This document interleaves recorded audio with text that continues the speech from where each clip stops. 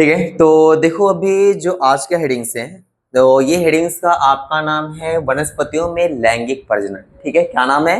वनस्पतियों में लैंगिक प्रजनन। तो ये जो इससे पहले जो हमने वीडियो बनाया था वो वीडियो था वनस्पतियों में अलैंगिक प्रजनन था। ठीक है, इससे पहले हम लोगों ने वीडियो बना चुका है वनस्पतियों में अलैंगिक प्रजनन, तो वो तो खत्म कर चुके हैं हम लोग। लेकिन अभी आज का जो हेडिंग्स है वो हम लोग स्टार्ट करें वनस्पतियों में लैंगिक प्रजनन कैसे होते हैं। ठीक है, तो इसके बारे में देखो यहाँ पर ये जो क्वेश्चंस हैं, मतलब इसके बेस पे क्वेश्चन बहुत ही तरीके से पूछे जाते हैं। जैसे कि आपको फूलों को नाम दे देगा पूछने के लिए, या फिर फूल के नाम लिखने के साथ साथ में आपको एक्सप्लेनेशन करने के लिए बोल देता है। एक्सरसाइज में ये हेडिंग्स के हिसाब से आपका जो वनस्पतियों में लैंगिक प्रजनन है इसके हिसाब से आपको एक्सरसाइज में क्वेश्चन नंबर 9 और क्वेश्चन नंबर 11 किया गया है। तो आपको ये चीज अगर समझ में आ जाएगा अच्छे से तो आपको वो 9 और 11 जो क्वेश्चन है वो याद कर सकते हो आप बहुत ही आसानी से। ठीक है, हम स्टार्ट करते हैं। स्टार्ट करने से पहले मैं आपको यहाँ पर डायग्राम दिखा रहा हूँ। डायग्राम आप लोग अच्छे से देखो, पहले डायग्राम क्या है वो डायग्राम के बेस पे पहले हम देखते हैं नाम क्या क्या है, कौन से नाम को क्या बोलते हैं। ठीक है, तो डायग्राम हम लोग समझने की कोशिश करेंगे। सबसे पहला यहाँ पर है जायांग। क्या है? जायांग है। जायांग का वनस्पतियों में क्या होता है? ये एक पुष्प है। ये पुष्प को पहले ध्यान देना, ये जो पुष्प है आपके सामने, ये जो फूल दिख रहा है, ये फूल को क्या किया जाता है? इसको हाफ में वर्टिकल फॉर्म में मतलब ऊर्ध्वाधर में क्या किया, इसे काटा गया है। काटने के बाद ये फूल के चारों साइड और बीच में जो भी भाग है ये भाग आपको दिखाया गया है। अब ये इसके अनुसार इसके कौन से भाग का क्या नाम होता है यहाँ पर नाम दिया हुआ है। सबसे पहले हम ये देखेंगे, एक होता है पुमंग, दूसरा होता है जायांग। ठीक है, यहाँ पर जो पुमंग होता है, पुमंग को हम लोग क्या कहते हैं? नर पुष्प कहते हैं। मतलब जो पुमंग होता है, टोटल पुमंग के अंदर जितने भी भाग होते हैं हर एक भाग को नर भाग कहा जाता है। ठीक है, उसके अलावा जो जायांग होता है, जायांग को हम लोग क्या कहते हैं? मादा कहते हैं, मादा के भाग कहते हैं। और मादा भाग के अंदर जो पुष्प होता है, पुष्प में टोटल कुल कितने भाग हैं? 3 भाग है। कितने भाग हैं? 3 भाग है। तो देखते हैं, जैसे पुमंग है, पुमंग के क्या भाग है? 2 भाग है। एक है परागकोश और दूसरा जो होता है पूतंतु। हम परागकोश किसे कहते हैं देखोगे ध्यान से, यहाँ पर अगर आप लोग देखोगे तो आप लोग बहुत सारे फूल देखेंगे। फूल में देखो बीच में क्या होते हैं? हल्का सा कुछ पीला कलर का आपको कुछ दानेदार दिखाई देते हैं। ठीक है, जो दानेदार आपको दिखाई देता है वो क्या होता है? परागकोश। क्या होता है? परागकोश होता है। और ये जो परागकोश होता है, ये परागकोश जिसके आधार पर जुड़ा हुआ रहता है उस आधार को हम लोग क्या कहते हैं? पूतंतु। क्या कहते हैं? पूतंतु। ठीक है, अब इसके बाद देखेंगे, ये हुआ आपका पुमंग के 2 भाग। इसी तरीके से हम लोग देखेंगे जायांग के 3 भाग होते हैं। वो तीनों भागों के नाम क्या है? सबसे पहला फूल के अंदर, फूल के अंदर जो सबसे टॉप पर, बीच में सबसे टॉप पर जो भाग होता है ये वाला भाग। ठीक है, बीच में जो सबसे टॉप पर भाग होता है इस भाग को हम क्या कहते हैं? वर्तिकाग्र। क्या कहते हैं? वर्तिकाग्र कहते हैं। अब ये वर्तिकाग्र के बाद में जो ये पूरा नीचे इस तरीके से भाग आया है, ठीक है, ये जो पूरा भाग आया हुआ है इसे हम क्या कहते हैं? वर्तिका कहते हैं। क्या कहते हैं? वर्तिका कहते हैं। वर्तिका के बाद में आप नीचे और भी सबसे नीचे भाग में आओगे तो यहाँ पर कुछ आपको गोला आकार का दिखाई देगा। उस गोले आकार के भाग को हम क्या कहते हैं? अंडाशय कहते हैं। इतना समझ में आया? अब देखो, अभी जो हमने देखा हुआ है फूलों के बीच में, यानी ये पूरा भाग, उसके अलावा ये भाग हमने देखा जिसका पुतंतु नाम है। पुतंतु के ऊपर जो छोटा सा भाग होता है उसे क्या कहते हैं? परागकोश। ये सारे पुष्प के बीचों बीच में होते हैं। लेकिन पुष्प के बाहर जो भाग होता है, जैसे कि ये भाग हुआ और ये भाग हुआ, ये भाग हुआ, इसको देखो अभी। ठीक है, तो यहाँ पर एक है जो यहाँ पर आपको फूलों के अंदर जो चीज आपको कलरफुल दिखता है, जो बहुत सारे फूलों में हर कलर क्या होते हैं? अलग अलग होते हैं। हर फूलों के अंदर जो कलरफुल दिखाई देता है उस कलरफुल चीजों को हम लोग क्या बोलते हैं? दलपुंज कहते हैं। क्या कहते हैं? दलपुंज कहते हैं। ठीक है, अब इसके बाद दलपुंज के अलावा बोला गया है यहाँ पर कि ये जो फूल होता है, फूल का जो आधार होता है, सबसे निचला भाग होता है, उसे हम क्या कहते हैं? बाह्य दलपुंज कहते हैं। क्या कहते हैं? बाह्य दलपुंज कहते हैं। अब ये जो बाह्य दलपुंज होता है हर फूलों के अंदर क्या होते हैं? एक समान होते हैं, यानी क्या होता है? ये केवल हरा कलर का ही होता है। उसके नीचे ये फूल जो जिस भाग से जुड़ा हुआ रहता है उसे हम क्या कहते हैं? पुष्पधार। क्या कहते हैं? पुष्पधार। तो मुझे ये बताओ कि यहाँ पर जो फूलों के जितने भी नाम थे वो आपको समझ में आया क्या? ठीक है, तो ये फूल का नाम अगर आपको समझ में आया होगा तो इसके ऊपर जो आपको पैराग्राफ दिया हुआ है, इसको ये पैराग्राफ हम देखेंगे, बहुत ही आसानी से आपको समझ में आएगा। चलो देखते हैं पैराग्राफ में क्या दिया हुआ है। ठीक है, तो हम पैराग्राफ अभी स्टार्ट कर रहे हैं, ध्यान से देखना।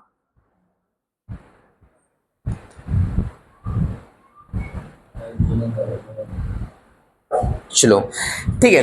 देखो अभी कि यहाँ पर जो आपका हेडिंग था वो था आपका वनस्पतियों में लैंगिक प्रजनन। अब देखो लैंगिक प्रजनन में आपको जो पूरा पैराग्राफ दिया हुआ है, अगर आप समझ के पढ़ोगे तो पूरा आपको याद करने की जरूरत ही नहीं, ऑटोमेटिक आपको पता चल जाएगा। हम लोग स्टार्ट करते हैं। देखो आपको क्या बोला गया है, सबसे पहले वनस्पतियों में पुष्प लैंगिक प्रजनन की क्रियात्मक इकाई है। तो आपको मतलब जाहिर सी बात है, आपको पता होना चाहिए कि वनस्पतियों के अंदर जो लैंगिक प्रजनन होती है इसकी क्रियात्मक इकाई है। मतलब ये होता है कि वनस्पतियों में अगर लैंगिक प्रजनन ना हो तो उसमें कुछ वनस्पति ऐसे होते जो खुद को प्रोड्यूस नहीं कर पाएंगे, खुद की प्रजातियों को विकसित नहीं कर पाएंगे। ठीक है। दूसरा बोला गया है कि पुष्प में बाहर से अंदर की ओर करम से कुल 4 मंडल होते हैं। कितने मंडल होते हैं? 4 मंडल होते हैं। मैं थोड़ा सा जूम कर दे रहा हूं यहाँ पर पैराग्राफ का, तो दिखाई देगा आप लोग को। ठीक है। यहाँ पर आपको क्या बोला गया है कि पुष्प में बाहर से अंदर की ओर कुल कितने मंडल होते हैं? 4 मंडल होते हैं, यानी 4 भाग। कुल जो मेन भाग होते हैं वो कितने भाग होते हैं?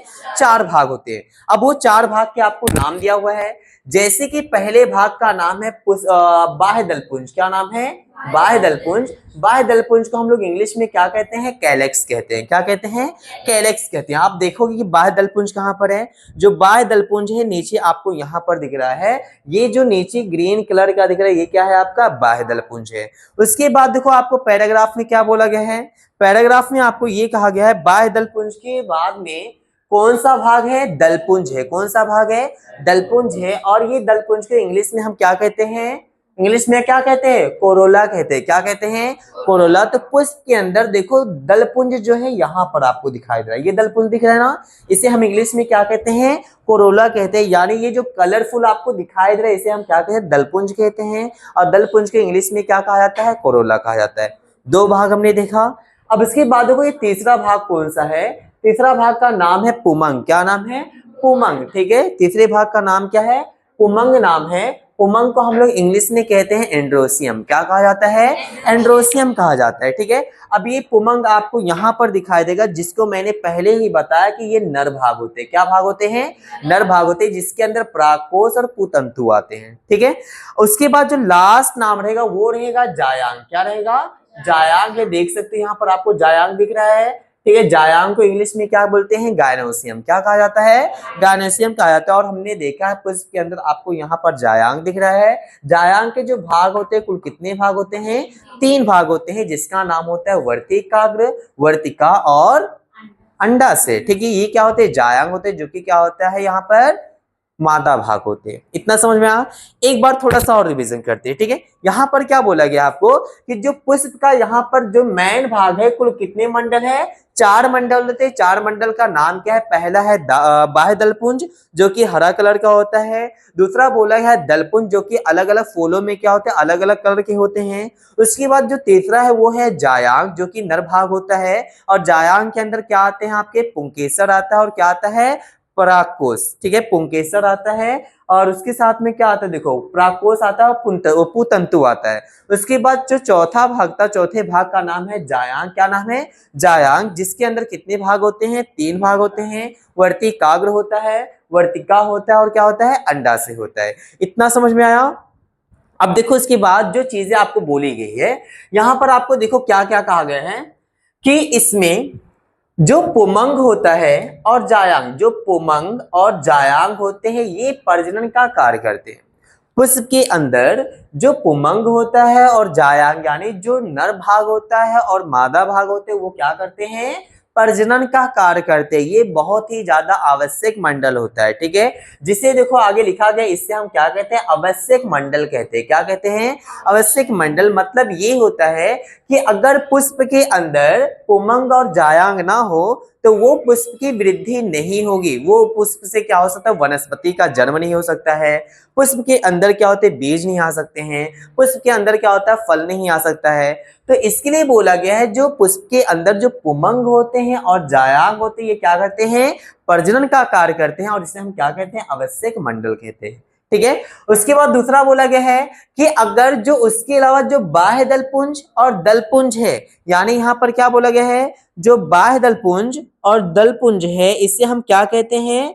अतिरिक्त मंडल कहते हैं। क्या कहते हैं? अतिरिक्त मंडल कहते हैं। देख सकते हो यहाँ पर कि हमने क्या पढ़ा? बाह्य दलपुंज और दलपुंज ये क्या होते हैं, अतिरिक्त मंडल होते हैं। ये क्या करते हैं, सुरक्षा का कार्य करते हैं और इसे हम क्या कहते हैं, अतिरिक्त मंडल कहते हैं। देख सकते हैं यहाँ पर जो यहाँ पर है आपका दलपुंज है और उसके बाद में नीचे और आगे ये आपका क्या है, बाह्य दलपुंज है। बाह्य दलपुंज मतलब ये वाला जो भाग आपको दिखाई दे रहा है, ये क्या है, बाह्य दलपुंज है। और जो ये आपको कलरफुल में दिखाई दे रहा है, इसे हम क्या कहते हैं, दलपुंज कहते हैं। तो ये क्या करते हैं, अंदर के भागों का अतिरिक्त, मतलब यहाँ पर जो अंदर के भाग है, ये अंदर के भागों को ये क्या करते हैं, रक्षा करने का काम करते हैं, जिसे हम क्या कहते हैं यहाँ पर, जिसे क्या कहते हैं, ठीक है, जिसे हम लोग कहते हैं अतिरिक्त मंडल। क्या कहा जाता है, अतिरिक्त मंडल कहते हैं। इतना समझ में आ।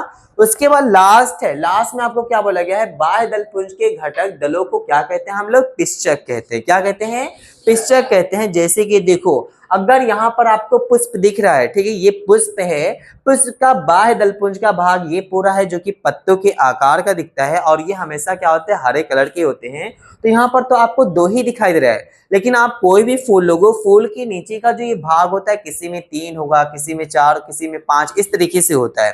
तो इनका जो समूह होता है, बाह्य दलपुंज का जो समूह होता है, इस समूह को हम लोग क्या कहते हैं, पिश्चक कहते हैं। क्या कहते हैं, पिश्चक कहते हैं। उसके बाद आपको बोला गया ये हमेशा कौन से रंग के होते हैं, हरे रंग का होता है। ठीक है, कोई भी फूल लोगो, कोई भी वनस्पति लोगे आप लोग, हर वनस्पति का जो ये दलपुंज होता है, ये दलपुंज क्या होता है, सबका अलग अलग होगा, लेकिन उसके अंदर जो बाह्य दलपुंज होता है, सबका क्या होता है, हरा कलर का ही होता है। लास्ट आपको कहा गया है कि दलपुंजों के घटक दलों को हम लोग क्या कहते हैं, पंखुड़ी कहते हैं। यानी ये आपको दलपुंज है, ये दलपुंज है, ये दलपुंज है, ये दलपुंज है। तो दलपुंज के जितने भी घटक होते हैं, किसी भी पुष्प के अंदर दलपुंज के जितने भी घटक होते हैं, हर एक घटक को हम लोग क्या कहते हैं, पंखुड़ी कहते हैं। क्या कहते हैं, पंखुड़ी कहते हैं। और लास्ट में आपको लिखा गया है कि और ये क्या होते हैं, विभिन्न रंगों में होते हैं। मतलब जितने भी पुष्प होते हैं, हर पुष्प में जो कलर होता है, उनका रंग होता है, सबका क्या होता है, अलग होता है, डिफरेंट होता है। इतना समझ में आया आप लोग को? ठीक है, स्टॉप करो। ठीक है, तो यहाँ पर हमने इसके पुष्प के ऊपर, फूल के ऊपर जितने भी पैराग्राफ था हमने समझा वहां पर, लेकिन देखो वो पुष्प के भाग और उसके आकार के बारे में हमने देखा हुआ है। अभी देखो आपके नीचे यहाँ पर पैराग्राफ में एक और पैराग्राफ है। ये पैराग्राफ में कौन कौन सी चीजें हैं देखो, ठीक है। तो आपको यहाँ पर ये कहा गया, जैसे कि पुमंग, हमने ये पढ़ चुका हुआ है ऑलरेडी।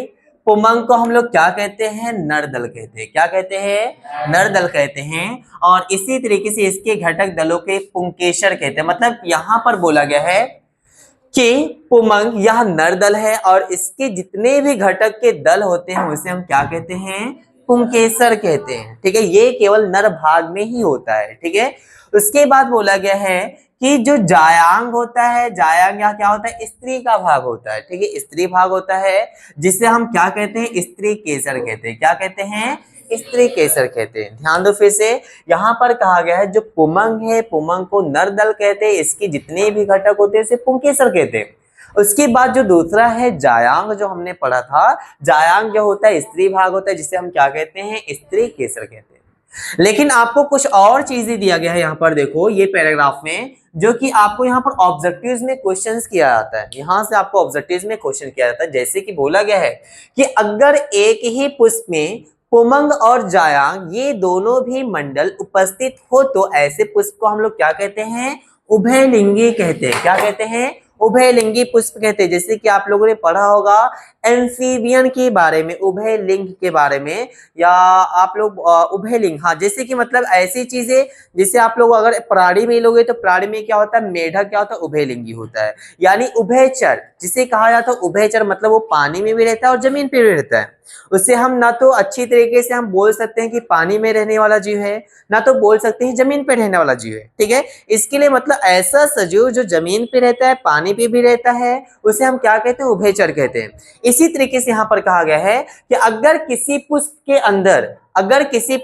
अंदर पुमंग और जायांग ये दोनों होते हैं तो ऐसे पुष्प को हम लोग कहते हैं उभयलिंगी पुष्प। ठीक है, क्या कहते हैं, उभयलिंगी कहलाते हैं या फिर उभयलिंगी पुष्प कहते हैं। इतना समझ में आया?